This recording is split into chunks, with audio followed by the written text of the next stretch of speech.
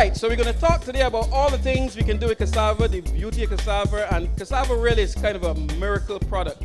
And the Food and Agricultural Organization, this year, well, all the time, they're always looking at how we can continue to eat and support ourselves and to deal with all the produce that we have here in the Caribbean. And here in Barbados and throughout the Caribbean, cassava is readily available. Now, cassava is so versatile, and it can do so much. If you start to think about the things that you can do with cassava, it is amazing. I'm sure from day to day you go around, and you don't realize how much cassava can be used and how much is actually used. Now I have a few restaurants, and I tell you, cassava is always on the menu. It is first very, very nutritious. It is very delicious. It can be done in so many different ways. Cassava, it lends itself to all sorts of flavors and all sorts of textures you can turn it into. Now, some of the things that we are working with today, here for AgroFest to bring this all over to you, it will be things like the cassava flour, because of course you know cassava can be turned into flour. Anybody here has ever used cassava flour? Right? We can talk about that and exactly what you use it for, and you can start to see the amount of things that we do with cassava. We also can use that mashed cassava, that crushed cassava. You ever use that? Now that is fantastic for things like if you're using your pone, for instance, cassava pone. Who here has ever made cassava pone? Cassava pone, you do everything with cassava. You're a cassava advocate as well. Fantastic. So, yeah, you've made it? But I have to say make, because I'm sure that everyone here would have tasted cassava pone already. Have you ever tasted cassava pone? Really? How often have you been coming to Barbados? This is your first time? Okay, there's still time for you then. And I'm sure you'll get some cassava pone somewhere in the park today, because everything Barbadian is available here today at AgroFest. So what we're doing is just telling you all about the cassava. Now, while we're doing this, we're going to be doing a number of shows this afternoon. This one, we'll be actually preparing for you cassava cuckoo. Whoever had cassava cuckoo? Cassava cuckoo? Right. I know you guys will know about cassava hats and cassava bakes and things like that. So we're going to make cassava cuckoo today. Now, cassava now is so readily available in its secondary form. Of course, you know you can get it anywhere, anytime, as just the root cassava. But now it is being even more and more readily available, crushed and packaged, or in cassava, what they call cassava flour. Now, that cassava flour is such a blessing, especially for people who are not into using a lot of wheat. So it's a wheaten product, so you can, it can actually work like flour. Now we're not going to tell you it's going to replace flour, because you know flour, the main thing in flour is gluten. But there are a lot of people these days who are gluten intolerant. So they want something to use that is kind of like the wheat flour is.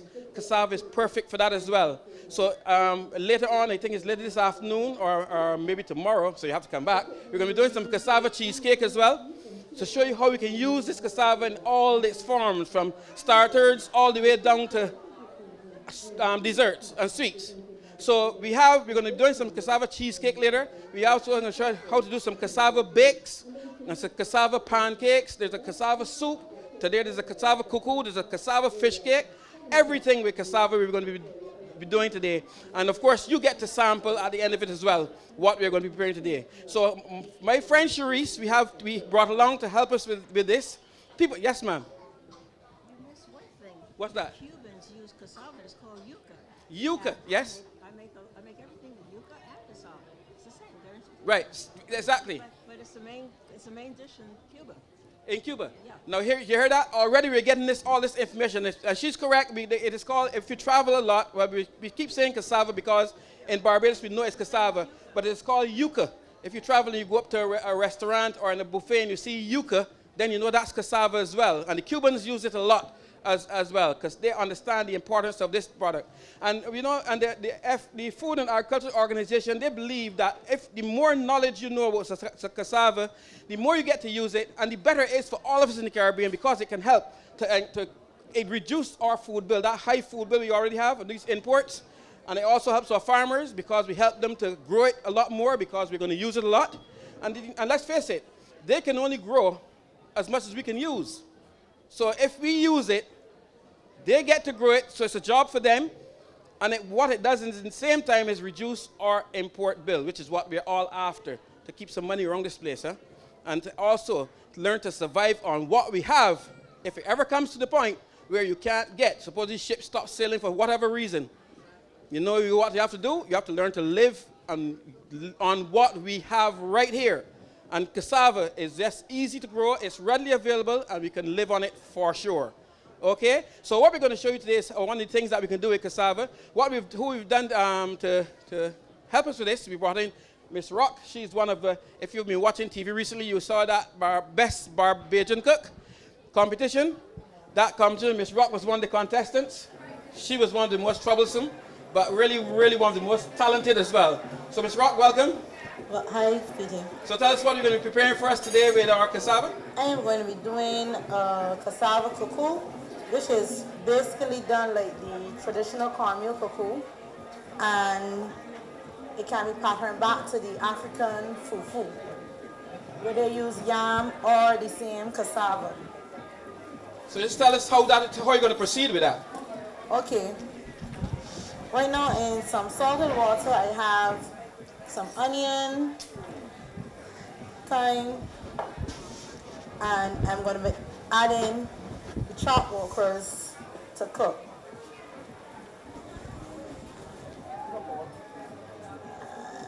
Just chop a couple more.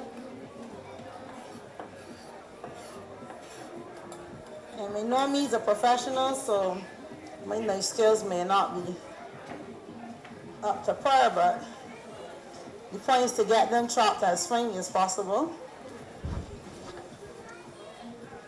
Now she's doing her version of a cassava cuckoo.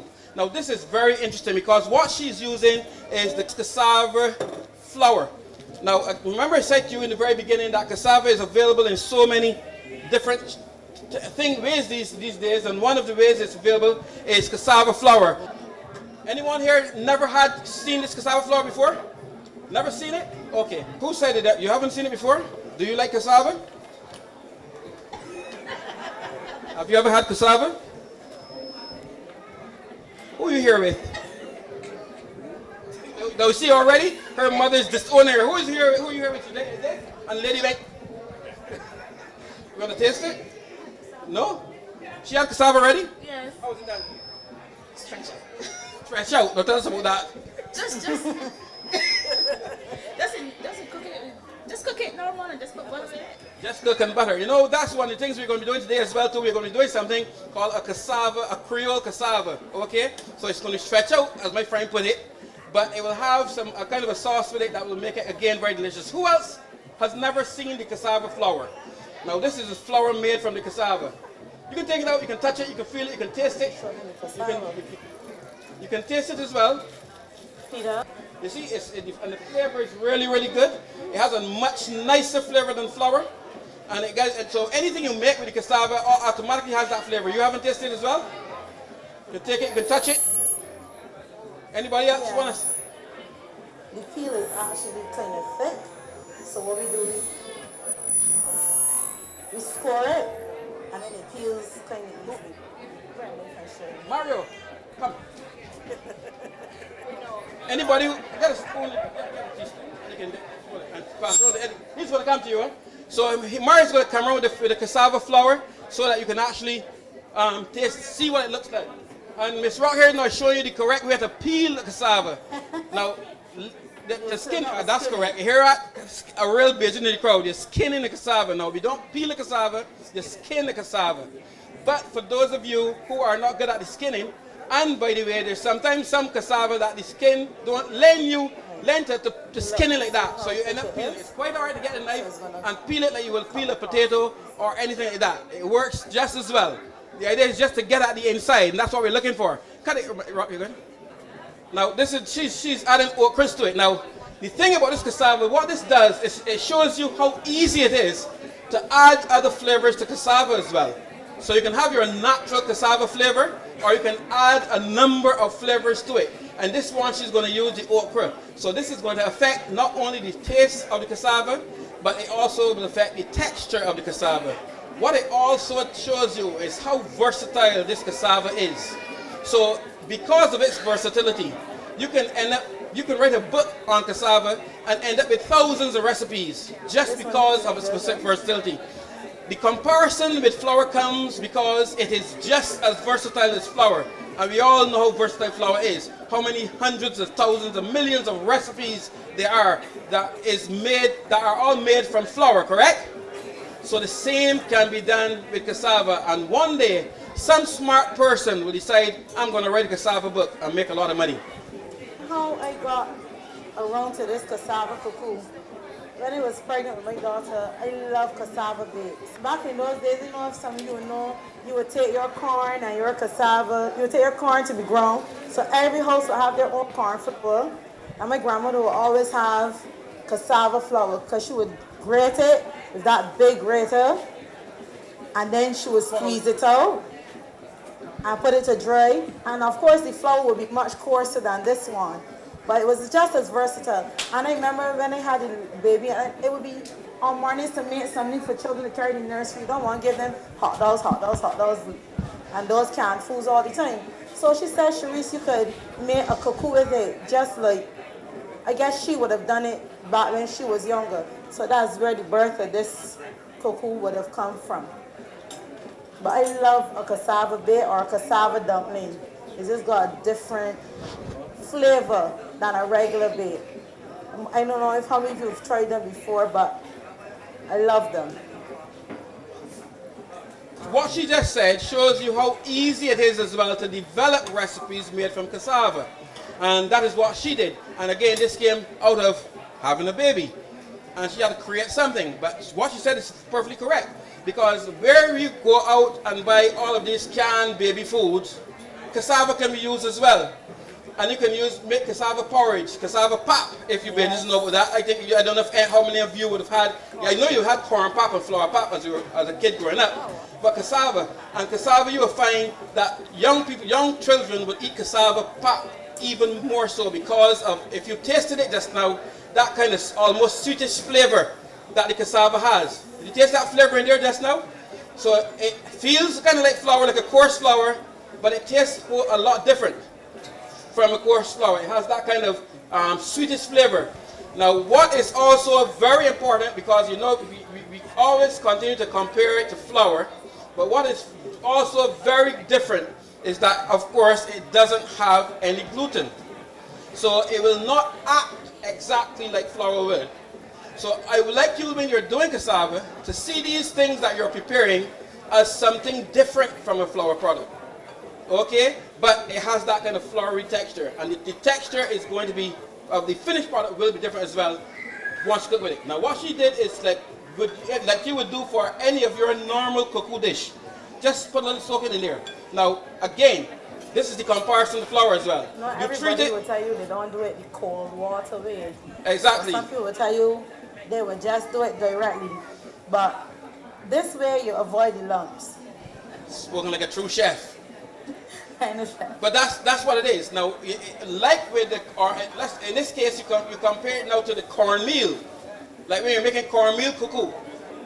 I remember my grandmother making cornmeal cuckoo, and she'll put the cornmeal right into the hot water liquid.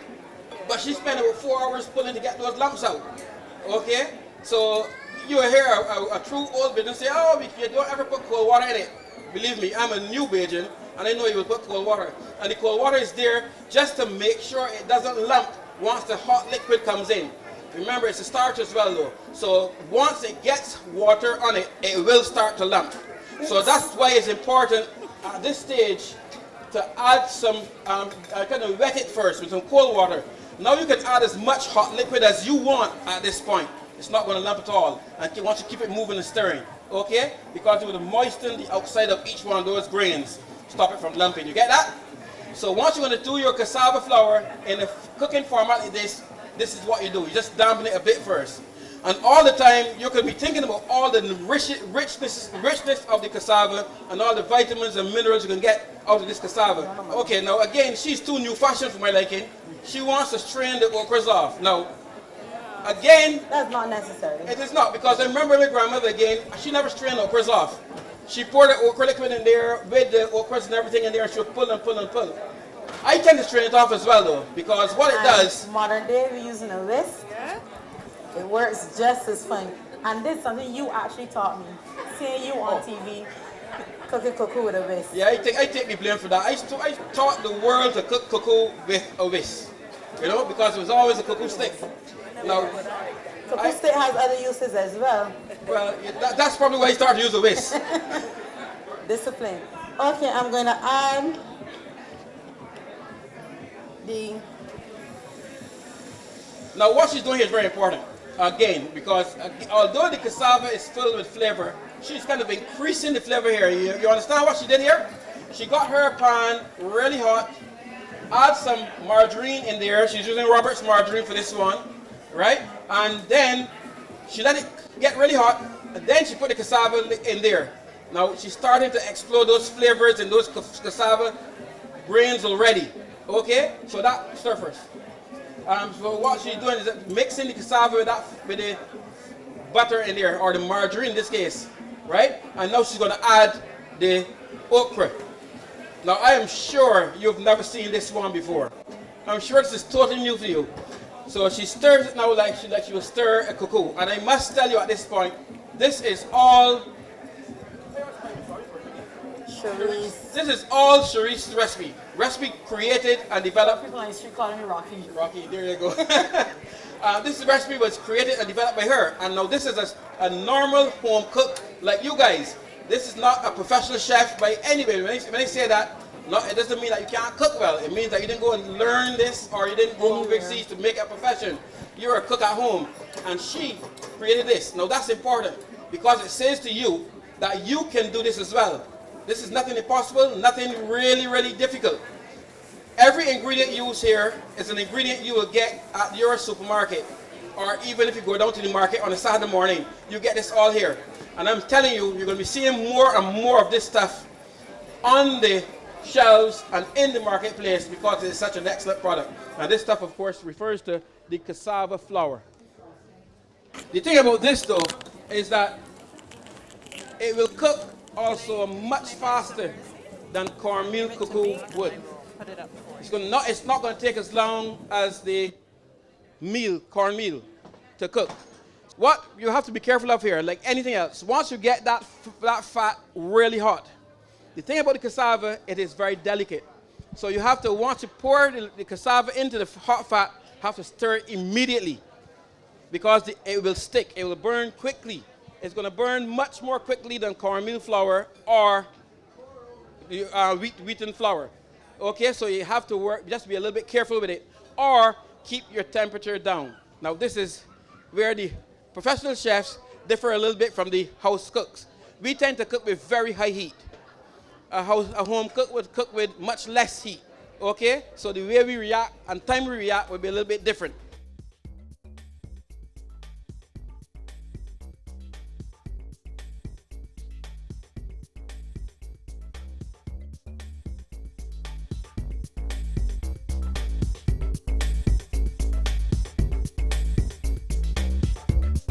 Did you know that you can also use the cassava leaf?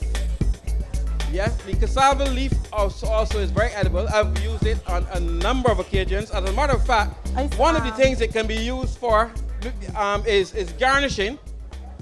In the case here, we have a whole, now you guys, hope you guys are hungry, yeah?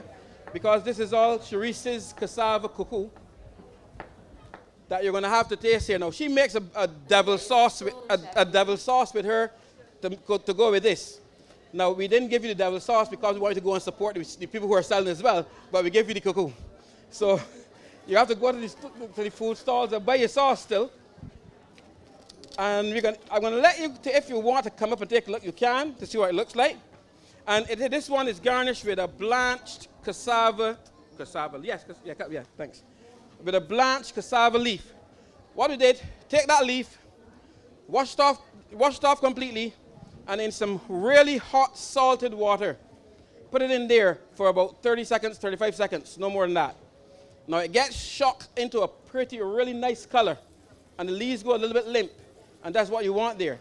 Now these leaves are full of vitamin as well. Now these leaves also are used, what I make from here, you see how Rhea has made her cakes out of cassava flour or crushed cassava. What I make as well is a cassava cake out of the leaf, right?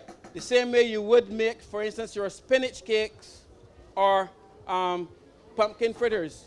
You make a leaf of that, all right? And there's a cassava and potato cake we made as well. So here's where we add a little bit of potato just to give it a varying color, taste, flavor, and a varying texture in there as well, okay?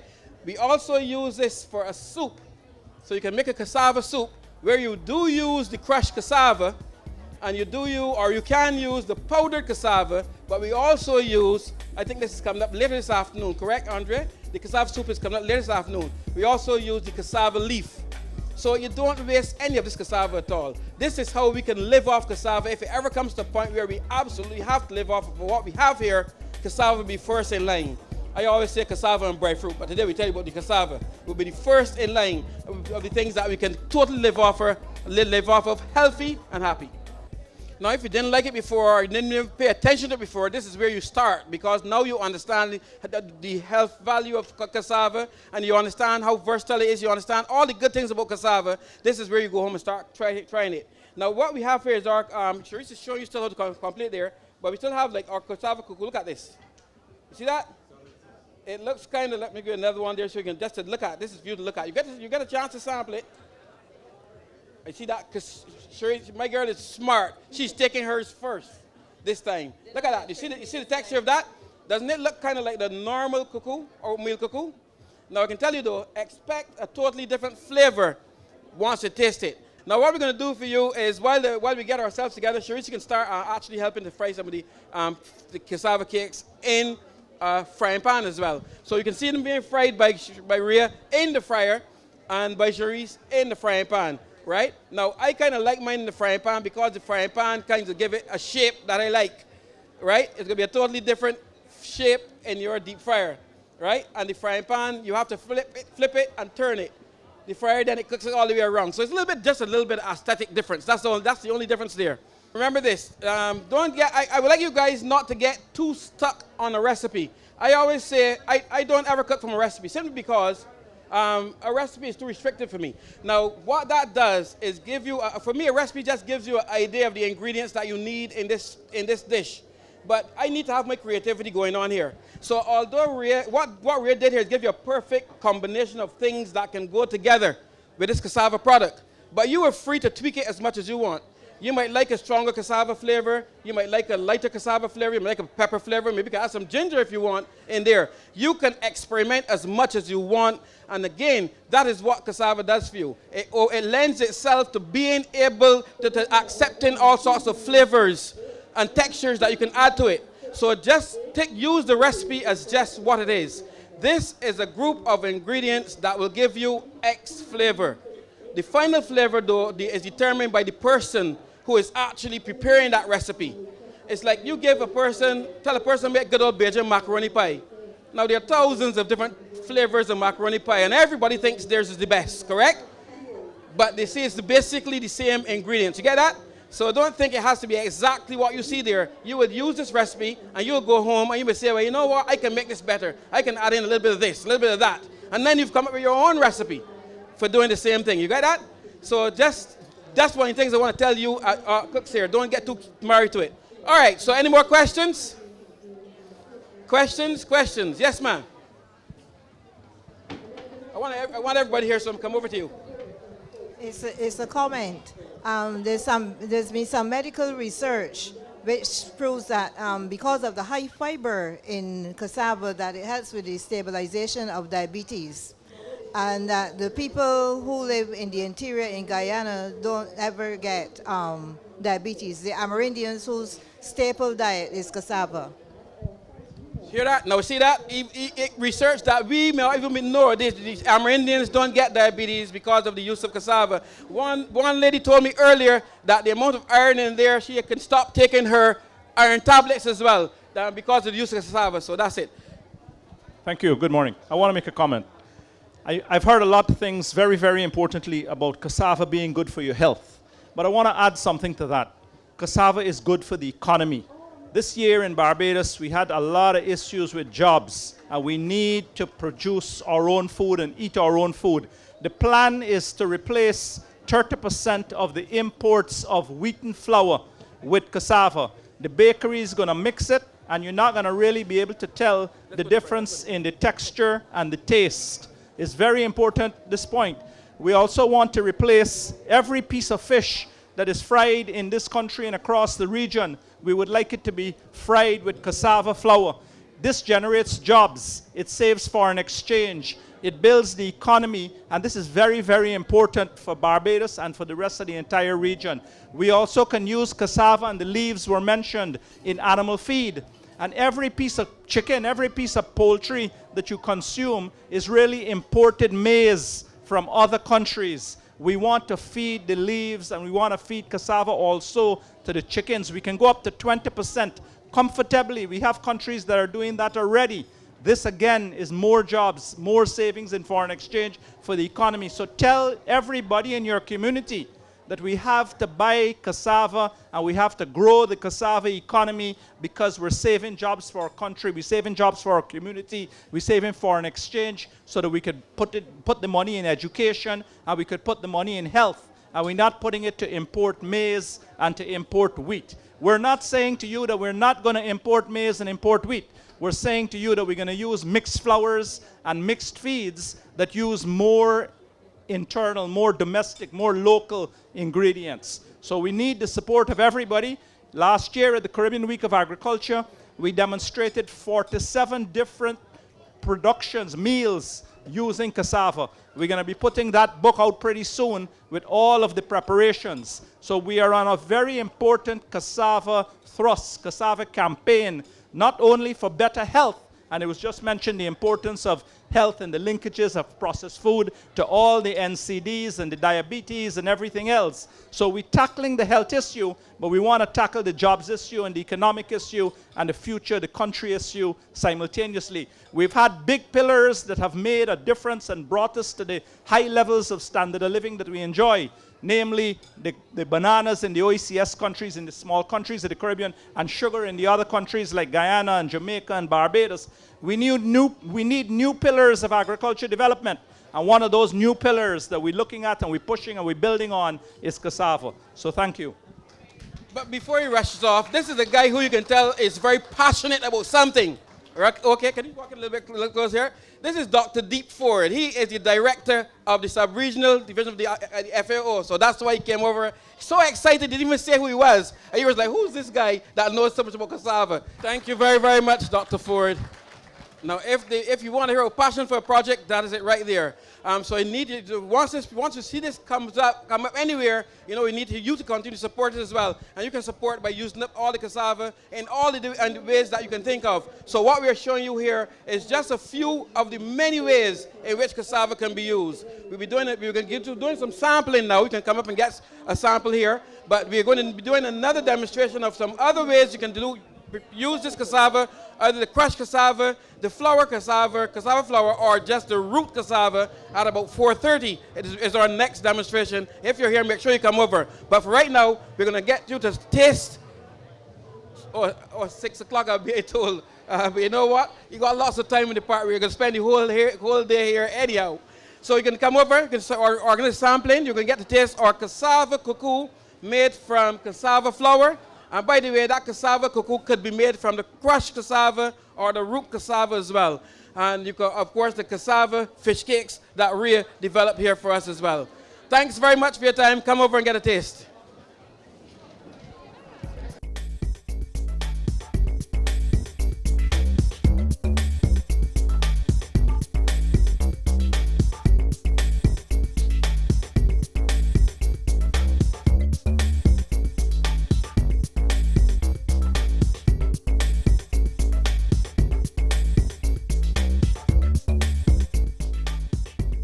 Our focus this week is on cassava. We'll tell you more after the break. Welcome back. We're still talking cassava, and we hear more about the efforts that are underway to increase awareness about and the consumption of this ground provision. Good morning, ladies and gentlemen. My name is Vamaran Extavo. I am the Regional Project Coordinator at the FAO for the Cassava Project, focusing on processing and market development of cassava in the region. I work alongside Dr. Ford and Dr. Vigil Lopez in developing regional cassava industry in the Caribbean region specifically. I will chair your program this morning, and today we have a number of persons with us across the value chain. I would like to recognize and welcome this morning the Ambassador for Cuba to Barbados, His Excellency Francisco Pena, and 2 Cuban representatives from the Tropical Research Institute in Cuba, Dr. Garcia and Dr. Martinez, who've been with us from Monday, taking a look at what's been happening in Barbados, and by extension a little bit, listening to some of the experiences that we have in producing cassava and sweet potato. It has been a very informative week so far. Yesterday we spent the day listening to what is done in Cuba and how some of their practices from the production end and their commercialization aspect feed into food and feed systems that we in the rest of the Caribbean can learn from.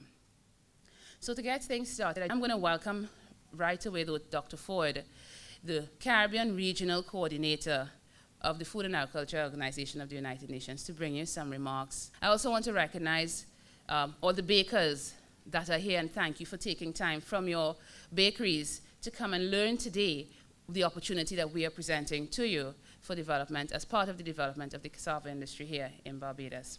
So I'd like to welcome Dr. Ford now to the podium.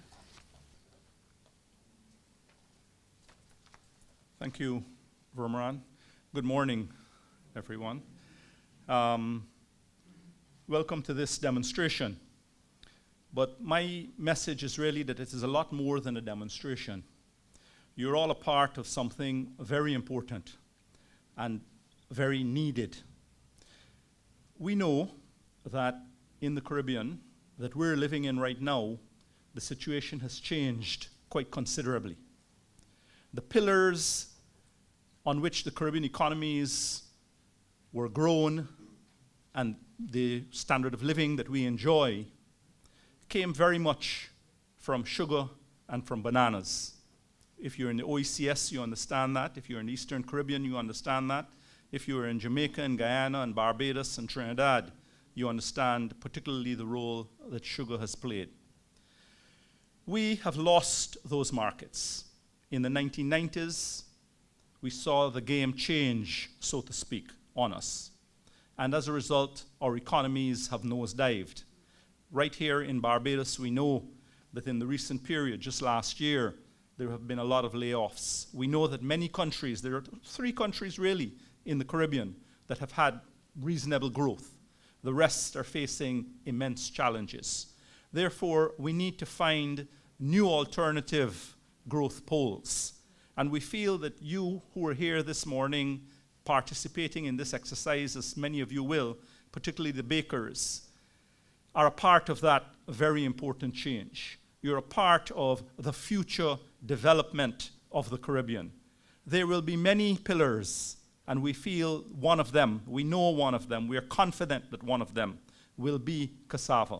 And more recently, we've actually been expanding that a little bit to root crops, sweet potato, and others. Why? We have some major reasons for pushing this particular product. One, I've mentioned, which is the economy, which sometimes we want to translate more precisely as the food import bill. The food import bill is more than foreign exchange being leaked from our countries. The food import bill means that we cannot support education within our countries because we don't have foreign exchange to bring books and bring equipment and equip laboratories. The food import bill for us this morning is represented by about 3 products that are in the top 10 food imports in the region. One, of course, you know, is wheat and flour. Another is, of course, corn, because every time that we say food in the Caribbean, we, to some extent, mean chickens or poultry, which is essentially an imported product. We say that we produce poultry, but in fact we import more than 90% of the feed, as in corn. We know that we can replace up to about 30% of that with cassava. We know that we can go as far as 40% with the wheaten bread, or what we call sliced bread. And in our experiments, in our demonstrations, we've shown that the taste, the smell, the texture is not that different. So we feel that we're onto something and we are working on it.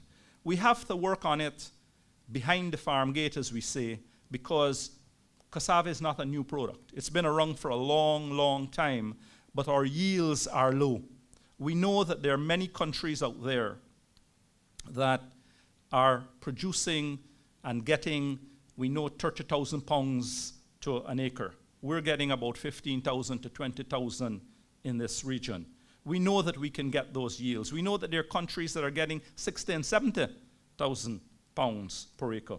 We've got to get those yields up. We can create a lot of jobs in the agricultural sector if we focus on some of these homegrown, these commodities, these crops that we know very well.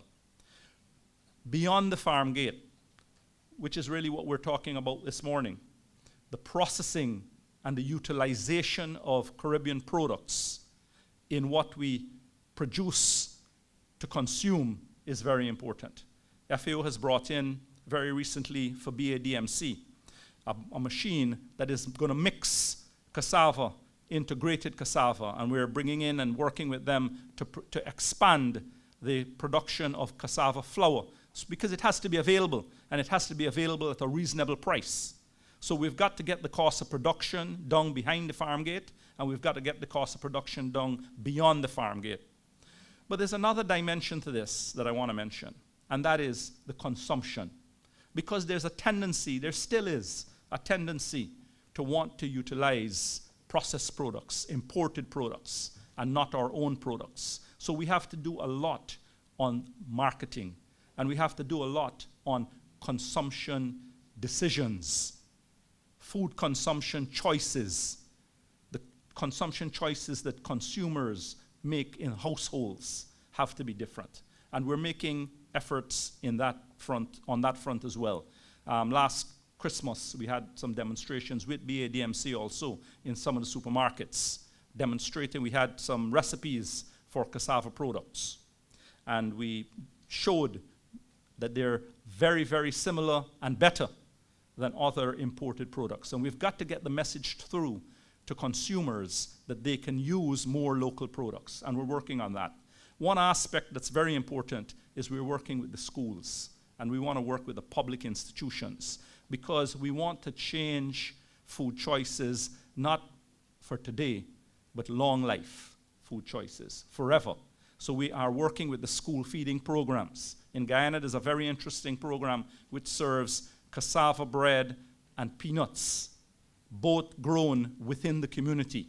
And we want the linkages back to the agricultural producers and the agricultural economy to drive the economy of the country as a whole.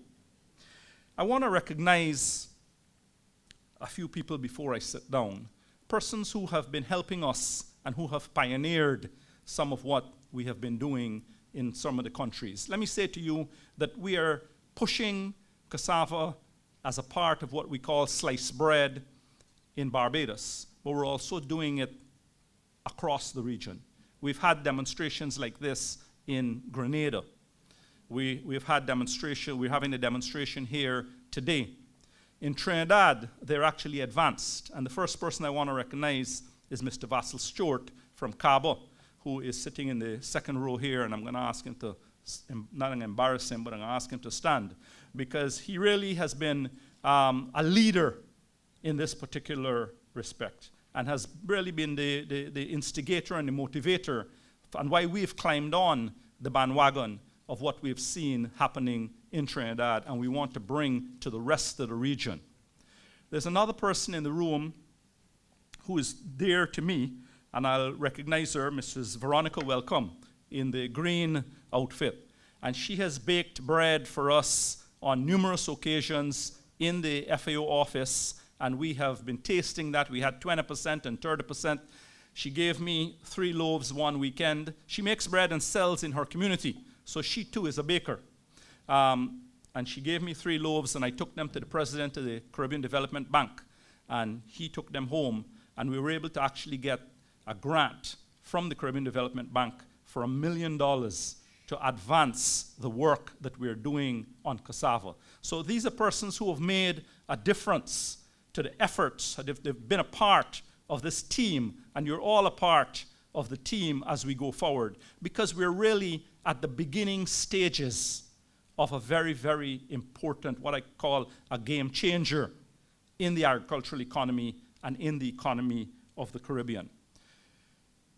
Cassava is important to bread. Cassava is important to much more than bread. We know that in Jamaica, Red Stripe has done all of the experiments and evaluations already, and they are generating 4,000 jobs because they're going to put on the market Red Stripe beer with cassava as an ingredient. These are the kinds of, this is the new Caribbean. This is the new world that we have got to make. I was in Samoa last year, and I had a beer that was 11% breadfruit. It was called Vailima, okay? Breadfruit as an ingredient into the beer. We have got to look inward and build outward again. And we can do it. This is an important contribution to the development of our economies. So I don't want to say too much more than that to you. We've got a very important activity. I just want to welcome you, but I want to be sure that you are well aware that you are a part of something that is very important and that is going to make a major difference to the lives, to the producers, and to the consumers. I don't mention to you all the health impacts that we know that are associated with cassava, whether it's gluten-free or otherwise. We know that we can replace a lot of the maize in the poultry feed. All of these dimensions, I mean, we've mentioned them in a number of meetings in the past. We're publishing documents that tell this story. We know that we got to do all the cost of production analysis. There's a lot of work to be done to get where we hope to get.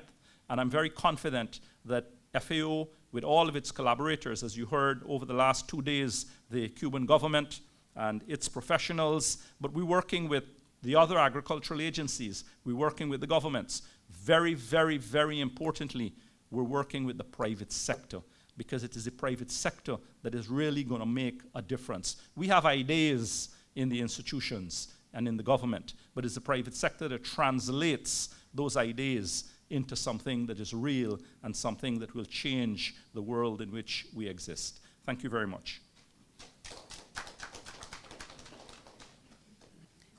Thank you, Dr. Ford. So are we on board? I'm not hearing it loud enough. Are we on board? Yes, we are. We need to be on board because it is our Caribbean, our countries, our health that we need to put first. And we need to develop ourselves to go forward. To express the investment opportunities, to present, the investment opportunities to you, I'm going to invite Mr. Vassal Stewart, President of the Caribbean Agribusiness Association, to briefly give us not just an insight into CARBA's activities, but a sense of what is really the opportunity that we have in investing, and why should you consider producing a product made with grated cassava or cassava on the whole in your bakeries. Mr. Stewart. Thank you very much, Vemaran. Good morning, everyone.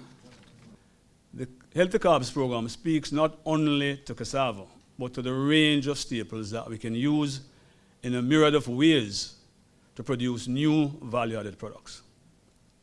It, however, emphasizes the fact that we are focusing on the health aspect as a driver for the industry. You all know that the consumption of white flour and white rice and white potato has been one of the major contributory factors to non-communicable diseases in the region. And we see the development of the cassava and the other staples, not only in terms of its economic impact, in terms of potential for generating more income and more jobs, but more importantly, its potential impact on our health.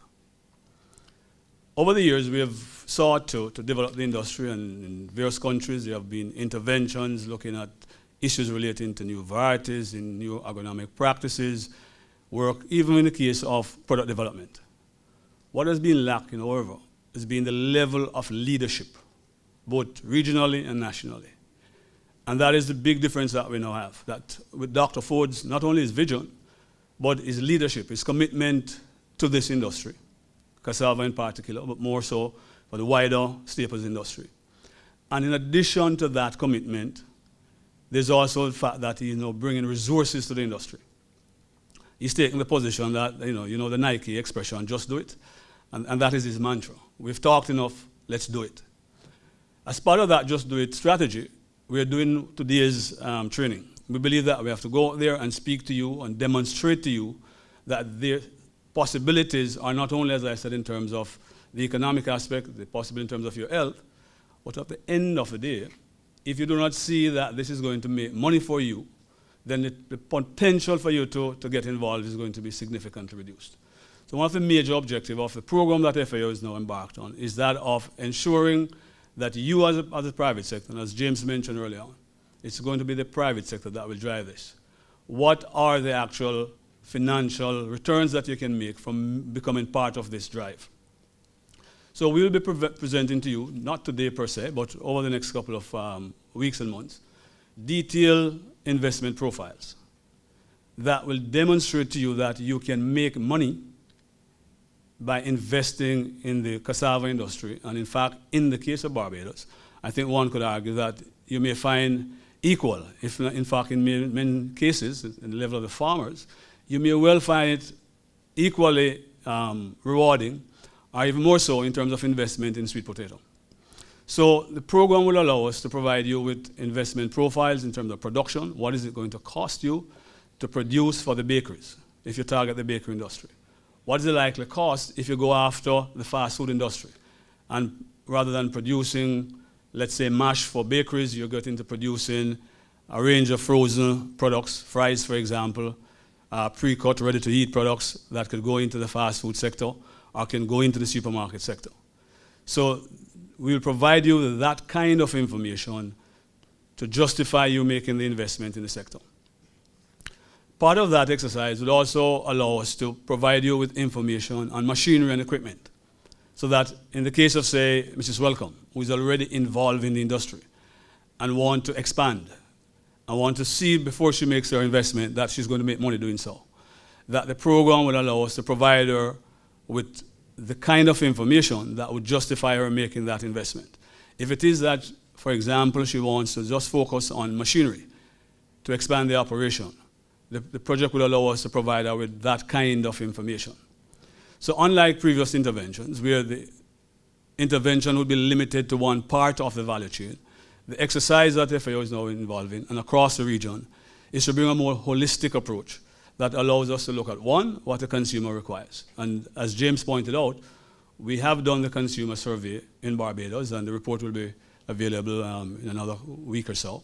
That points us to where we need to go in terms of the kind of products, the prices that consumers are prepared to pay, how it is being utilized now, and therefore to advise the bakers, to advise the fast food sector, to advise the supermarket as to what will be needed to get you as a consumer to consume more. We're also going to provide you with additional training in areas that may be more relevant to you depending on what part of the industry you're involved in. So for example, although today's exercise and over the next couple of months, the focus will be on expanding the use of cassava in the bakeries, we recognize that there are other opportunities in the fast food sector, for sweet potato, for example. Under another program that FAO is also supporting, we'll be able to come back to you to look at the other market segments. Yesterday, our Cuban colleagues, and I also wish to express my appreciation for the ambassador and his team, and the very useful information that was shared with us yesterday.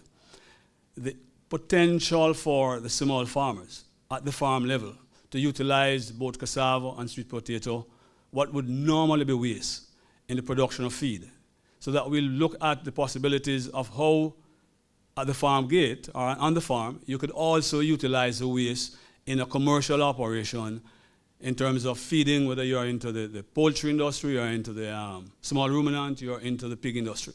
So what you're going to see evolving from this FAO intervention is a range of information that would allow you as private sector and as potential investors to make sound decisions on the basis of sound information and to then use that information in sourcing investments. What was not mentioned as well is that there's another regional project that will provide additional support in looking at investment instruments that you as a private sector could access in making investment in the sector. So what I want you to leave here today recognizing is the tremendous possibility in terms of replacing some wheat, some white potato in particular, and even to a lesser extent some rice, with imports. Barbados, I think, from the data, imports over $8 million in wheat products alone. And if you then include rice and white potato and the other value-added products, I'm sure the market is over 20 million in terms US dollars, that is. So the potential is here. And we're here to provide you with the technical support, both in terms of understanding how you could utilize the raw material in the bakery industry or in the fast food industry. But critical to all of that is the fact that we will provide you with information that will justify investment. My bottom line is if investment don't take place, the market cannot grow and the industry cannot grow. So a lot is going to depend on us convincing you that you should put your money in this industry. So I wish to thank you on that and look forward to working with you over the next couple of days.